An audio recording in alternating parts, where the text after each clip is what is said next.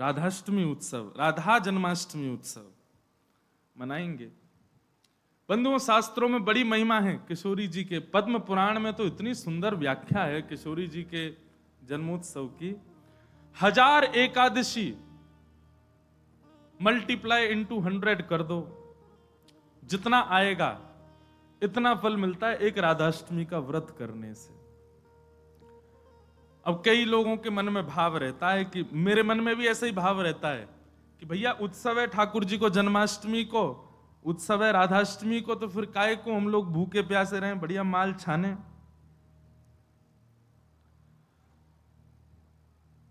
तो भाव तो रहता है, पर शास्त्रों में बड़ी महिमा है। व्रत करने का नियम मूलतः इस भाव से होता है कि भाई जब हम अन्न का सेवन नहीं करते हैं तो अन्न सेवन ना करने से आलस्य जाता है।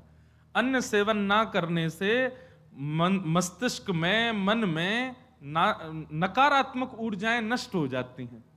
फलाहार रहते हैं तो निश्चित ही है ऊर्जावंत होते हैं, तो ऊर्जावंत होंगे तो और बढ़िया उत्सव मनाएंगे। लेकिन बिल्कुल ही आहार ग्रहण नहीं करोगे तब तो फिर मतलब व्रत इसलिए करना है कि उत्सव में आपसे आपकी ऊर्जा पूरी लगे, आलस्य ना आवे, नकारात्मक भाव ना आवे, मन में कोई दुर्भाव ना आवे, इसलिए अन्न का त्याग किया जाता है। बाकी तो उत्सव में तो खूब पाओ धुआंधार, लेकिन व्रत करने से आपके उत्सव में बेहोशी आ रही है महाराज और बिना भोजन किए कुछ तो फिर उत्सव को भंग करने वाली बात हो जाएगी। उत्सव को भंग नहीं, उत्सव को सुंदर बनाने के लिए व्रत करना है।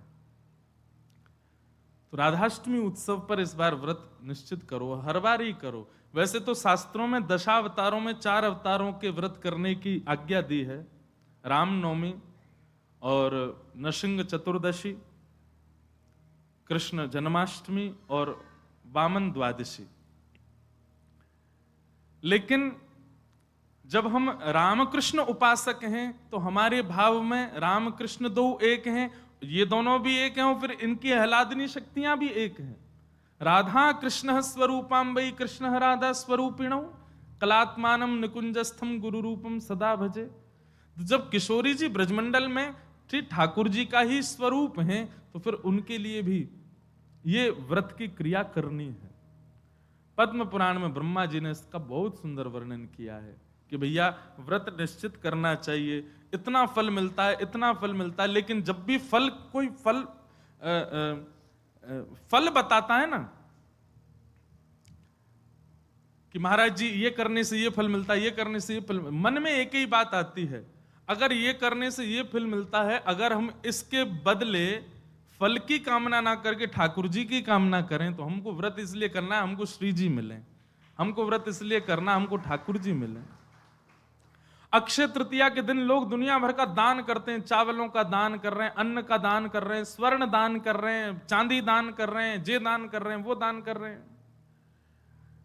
हमारे मन में भाव आता है कि भैया वादना नाम को दान करो, जो राह में मिल जाए वही से कहो जय श्री कृष्ण, जो राह में मिल जाए वही से कहो राधे राधे, नाम दान करते चलो। बोले क्यों?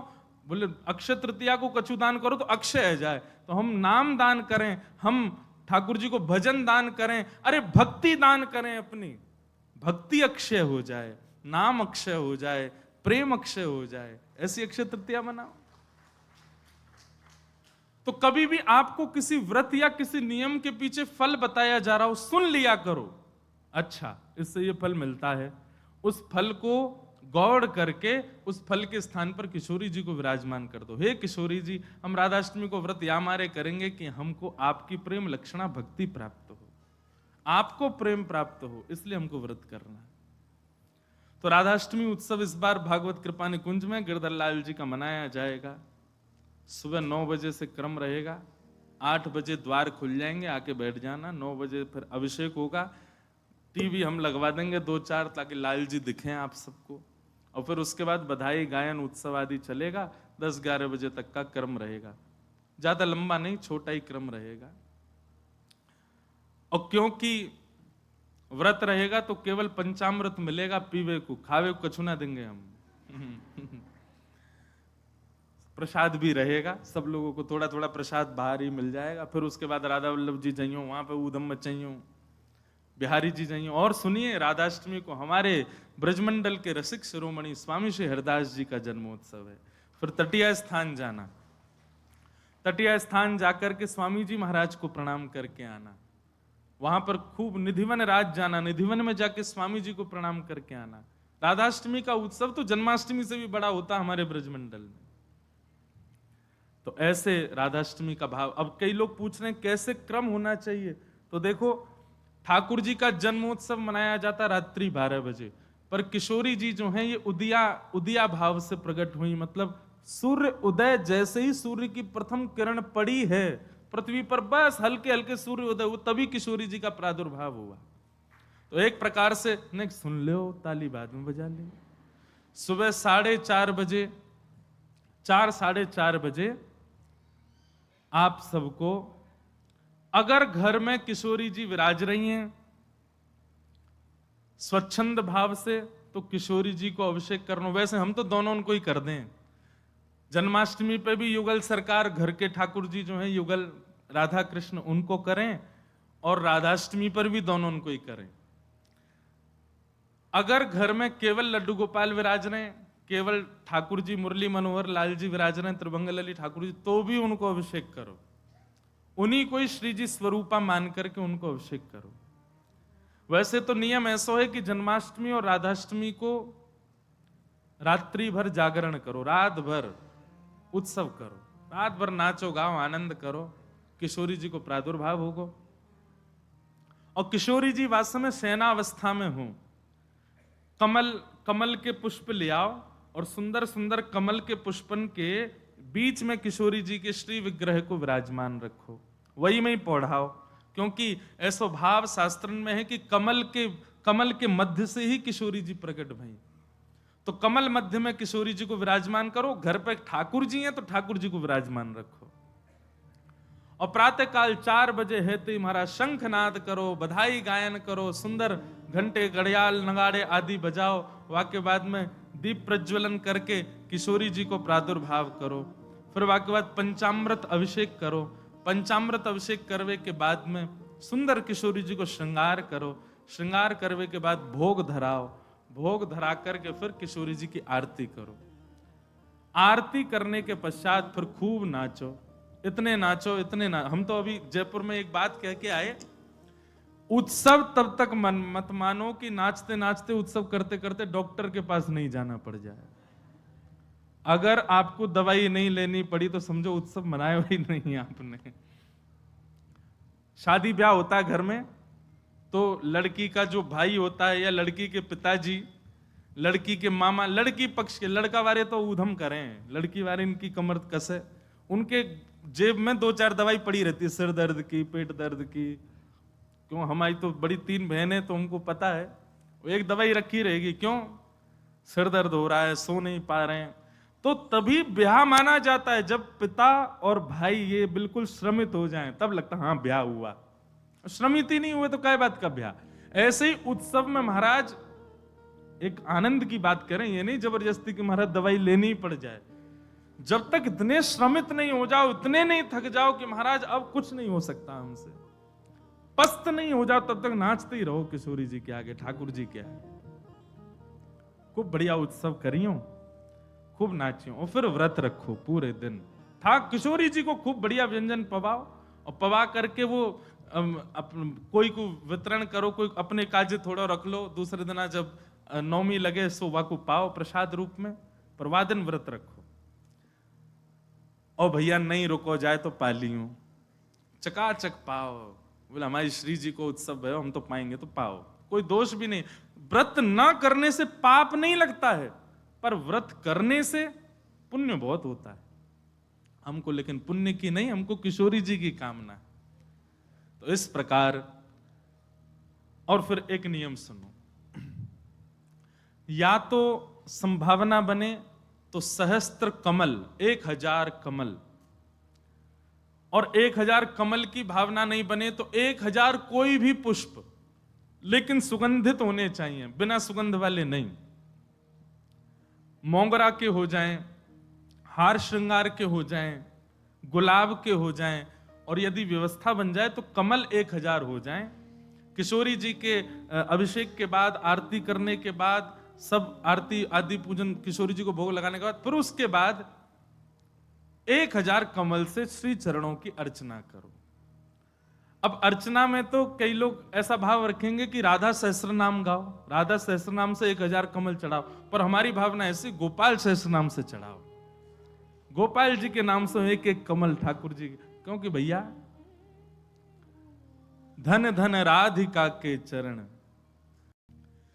किशोरी जी का अभिषेक करने के बाद, भोग लगाने के बाद, आरती करने के बाद सहस्त्र कमलों से गोपाल सहस्त्र नाम पाठ करके किशोरी जी को चढ़ाओ।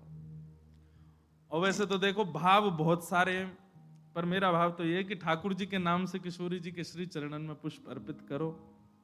पर यदि राधा सहस्त्र नाम से भी करोगे तो कोई दोष नहीं, बल्कि किशोरी जी तो सब सखियों से कहती रहती हैं, बोले कि हमारे बीच में रहो तो राधा राधा नाम उच्चारण करते रहा करो।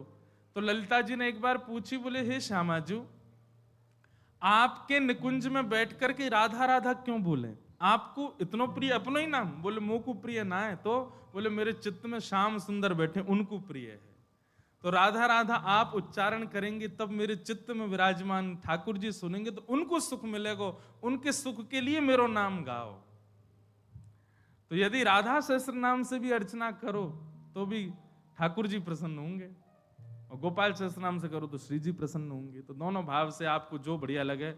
और कई भगत तो ऐसे भी यहाँ बैठे हैं, वो तो 2000 कमल लाएंगे, पहले राधा सहस्त्र नाम फिर गोपाल सहस्त्र नाम, दोनों उनको प्रसन्न कर देंगे। तो इस प्रकार किशोरी जी का भाव रखना और फिर पूरे दिन बढ़िया उत्सव मनाना। यहीं आ जाना 9 बजे, फिर राधा वल्लभ जी जाना, तटिया स्थान जाना, पूरे दिना ब्रजमंडल को ही रखियो वादना, तो ब्रज तज और कोई भावना चित्त में आवे ही नहीं। ऐसा भाव किशोरी जी के जन्मोत्सव पर रखिएगा।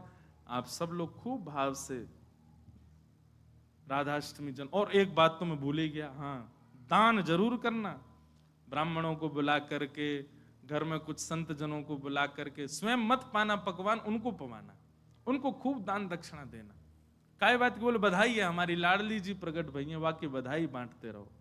नहीं तो कछु नहीं चले तो 10-10 की गड्डी ले लियो और पूरे टम्पू और रक्सान में घूमते सबन को बांटते चलो, लो भैया हमारी लाडली जू की बधाई है।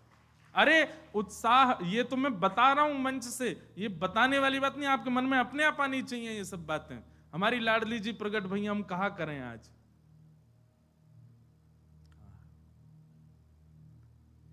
सब मत हैं हमारे शास्त्रों में कि भैया ठाकुर जी से 1 वर्ष बड़ी हैं लाडली जी। कई भाव ऐसे बताए जाएं कि 1 साल बड़ी हैं, और कई भाव ऐसे बताए जाएं 15 दिन छोटी हैं। पर अधिकतर ब्रजवासी 15 दिन छोटी वारो भाव ही माने। लाडली जी नेक छोटी हैं लाडली ठाकुर जी सो। क्योंकि हमने जब राधा रसामृत कथा करी नागपुर में, 2 बार कर चुके, वह कथा को तो सुख ही अलग है। कभी कभी मैं भी सुनता हूं, इतना आनंद मिलता है, सुख मिलता है किशोरी जी के चरित्र में। तो वहां एक प्रसंग सुनाया था मैंने कि जब किशोरी जी को प्रादुर्भाव भयो तो नंदरानी यशोदा भी आई हैं लाल जी को लेकर के। तो उससे ये बात प्रमाणित होती है कि ठाकुर जी को जन्म पहले भयो है, 15 दिन बाद किशोरी जी भई हैं। पर कई लोग अपनी कई भावनाओं को सिद्ध करने के लिए जबरदस्ती फिर इसी बात पे अड़े रहते, नहीं नहीं 1 साल बड़ी हैं लाडली जी, 1 साल बड़ी हैं किशोरी जी। कईयों को ब्याह करने होते हैं ना बड़ी से, तो कह देते राधा रानी भी तो बड़ी थी। देखो आप अपने निज कार्य में कुछ भी करो, पर जबरदस्ती लाडली जी ठाकुर जी को मत लाए करो।